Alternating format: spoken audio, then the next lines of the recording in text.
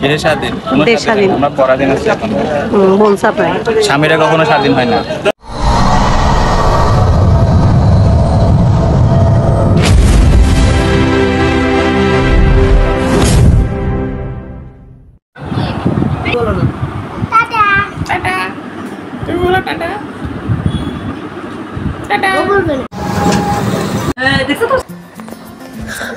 আসসালামু আলাইকুম, সবাইকে ওয়েলকাম জানাচ্ছি আমাদের পেজ দি প্রান্তবাস অ্যানেকডটস।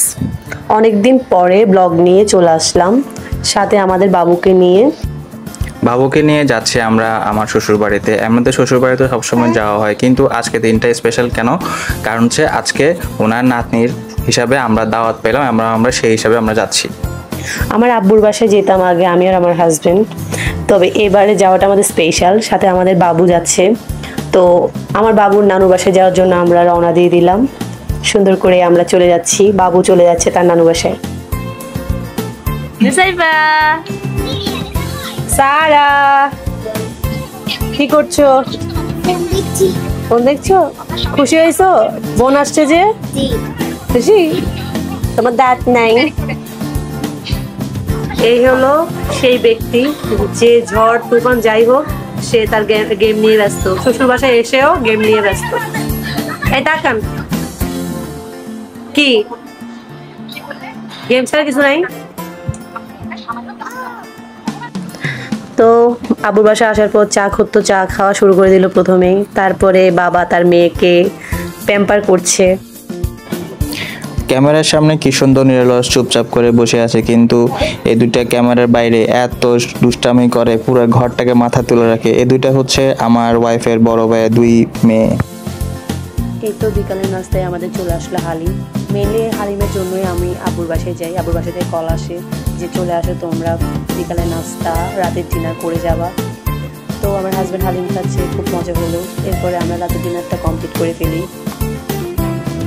এত কিছু খাওয়ার পর, এত কিছু আপ্যায়নের পর আমার ওয়াইফের বিটার মাঠের ফুচকা এবং সিঙ্গারা খাওয়ার খুব ক্রেভিং উঠতেছিল, কিন্তু অনেক রাত হয়ে যায়। আমি আজকে মানা করলাম, তো বললাম যে ঠিক আছে আজকে যাবো না, আমরা পরের দিন যাব। তো যে কথা শেখায় আমরা পরের দিন বেরোয় পড়লাম ফুচকা খাওয়ার উদ্দেশ্যে।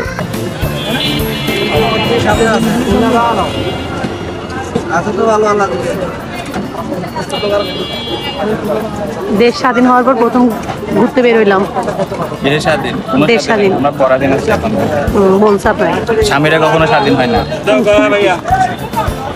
ঠিক এটা বলার জন্য আপনাকে আমি ট্রিট দিব। দাও এখন দাও না, আজকে টাকা আপনি পে করেন। এই সেই ফুচকা যার জন্য আমার ওয়াইফ সারাদিন আমার কানের মধ্যে রেডি হবে তার মতো সারাদিন বলতে থাকে ফুচকা খাবো ফুচকা খাবো ফুচকা খাবো। আচ্ছা ঠিক আছে, আবদার মারলাম, ফুচকা খাওয়ালাম, কিন্তু না সে ফুচকা খাবো না। খাইতে আসছে ফুচকা খেয়ে আবার কি খাবে? ভেলপুরি খাবে। আচ্ছা যাক, এই আবদারও মানলাম যে তার ইচ্ছা করলো ভেলপুরি খাওয়ার। আচ্ছা ঠিক আছে, তাহলে সে খাক। তো বললাম যে ঠিক আছে চলো আমরা এবার তাহলে যাই। বলে না, আমার খাওয়া এখনও শেষ হয় নাই, আমার আটটা ক্রেভিং উঠছে। কী ক্রেভিং উঠছে? সে নাকি সিঙ্গারা খাবে। আমি বুঝি না ওরা এত ক্রেভিং কোত্থেকে ওঠে, একবার এটা একবার এটা, আমার তো ওঠে না। যেহেতু বৃষ্টির মুখর দিন ছিল, বৃষ্টি হচ্ছিল, আমি ফুচকার ভেলপুরি খেয়ে সিঙ্গারাটা বাসার সবার জন্য নিয়ে গেলাম, আমরা সবাই মিলে খাবো। এই লোক তো আমাকে খাবার খাইয়ে পুরো হতাশ হয়ে গেছে, এখন থেকে আমার রেস্টুরেন্টে যাওয়া উচিত। এই তো সবাই মিলে সিঙ্গারা খাওয়ার পর আমরা ভিডিওটা আজকে এখানে শেষ করলাম। সবাই আমাদের জন্য দোয়া করবেন, আমাদের বাচ্চার জন্য দোয়া করবেন। আল্লাহ হাফেজ।